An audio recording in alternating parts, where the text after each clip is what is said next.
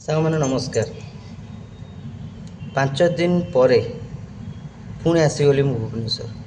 ଏ 5 ଦିନ ମୋ ସାଙ୍ଗରେ କ'ଣ ହେଇଥିଲା ଆପଣମାନଙ୍କୁ ମୁଁ କାଲି ଭିଡ଼ିଓରେ ଦେଖେଇଥିଲି। ମାନେ ମୁଁ ଗାଁକୁ ଯାଇଥିଲି, ଗାଁରେ ଯେଉଁ ମଜାମସ୍ତି ଏନ୍ଜୟମେଣ୍ଟ ସବୁ ଆପଣମାନଙ୍କୁ ମୁଁ ଦେଖେଇଥିଲି।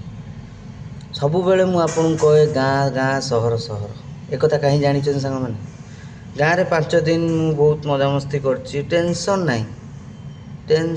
ସବୁ ଟେନସନ୍ରୁ ବାହାରକୁ ଯାଇକି ଗାଁରେ ସାନ ଭାଇ ବଡ଼ ଭାଇ ସମସ୍ତ ସାଙ୍ଗରେ ଏକଜୁଟ ହୋଇ ଗୋଟେ ଯାହା ବି ଆମର ଅନୁଷ୍ଠାନ ହେଉଥିଲା, ଯାହା ବି ଅଷ୍ଟମ ପ୍ରହରୀ ହେଉଥିଲା, ଯାହା ବି ହେଉଥିଲା, ତ ସେଥିରେ ଆମେ ମଜଗୁଲ ଥିଲେ, ପୁରା ଏନ୍ଜୟ କରୁଥିଲେ। ଆଜି 5 ଦିନ ପରେ ମୁଁ ଭୁବନେଶ୍ୱର ଆସିଗଲି। ଭୁବନେଶ୍ୱର ଆସିଲା ପରେ କାଲିଠୁ ମୁଁ ଡ୍ୟୁଟି କଲି।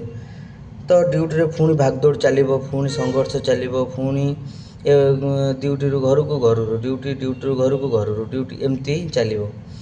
ତ ମୁଁ କହିବା କଥା ସାଙ୍ଗମାନେ, ମୋ କର୍ମସ୍ଥଳକୁ ମୁଁ ଆସିଯାଇଛି ମୋ କାମ କରିବା ପାଇଁ, କିନ୍ତୁ ଗାଁରେ ଘରେ ରହି ମାନେ ସାଙ୍ଗସାଥି ବନ୍ଧୁ ଆପଣମାନେ ନିଜେ ଆପଣ ଗୋଟେ ଅନୁଭବ କରିବେ କେବେ। ଆପଣ ଭୁବନେଶ୍ୱରରେ ରୁହନ୍ତୁ କି ବାହାରେ ରୁହନ୍ତୁ, ଆଉଟସାଇଡ଼୍ ଯେଉଁଠି ବି ରୁହନ୍ତୁ, ଘରଠୁ ବାହାରେ, ଆପଣ ଯେତେବେଳେ ଯେତିକି ଦିନ ଘରକୁ ଆସିବେ ନା, ସେତିକି ଦିନ ଶାନ୍ତି କିଛି ଅଲଗା ଥାଏ।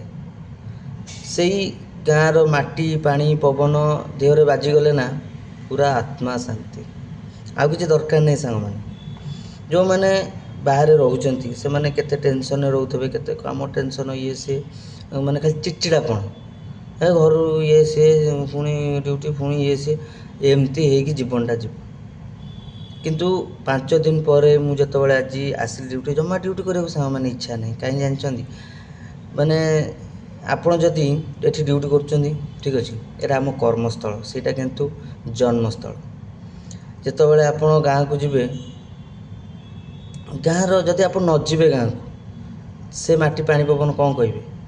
ଏଠି ଜନ୍ମ ହେଲୁ ସେଠି ରହିଗଲୁ।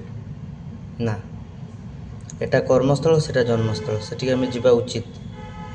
ଆଉ ସେଠିକାର ଶାନ୍ତି କେଉଁଠି ନାହିଁ। ସେଇ ସାଙ୍ଗସାଥି, ସେଇ ଭାଇ ବନ୍ଧୁ, ସେଇ ମାନେ କ'ଣ, ମାନେ କିଛି ଜିନିଷ ହେଲା, ଆପଣ ମାନେ କ'ଣ ଫେଷ୍ଟିଭାଲ୍ ହେଲା, ଯାହା ବି ପର୍ବପର୍ବାଣି ଯାହା ହେଲା, ମିଳିମିଶି କାମ କରିବା, ମିଳିମିଶିକି ହସ ଖୁସି ହେବା ଯେତିକି ଦିନ, ତ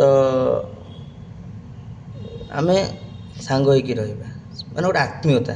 ଗାଁର ହେଉଛି ପାଣି ପବନ ଗୋଟେ ଆତ୍ମୀୟତା। ଭୁବନେଶ୍ୱରରେ କିଏ କାହାର? କେହି କାହାର ନୁହେଁ।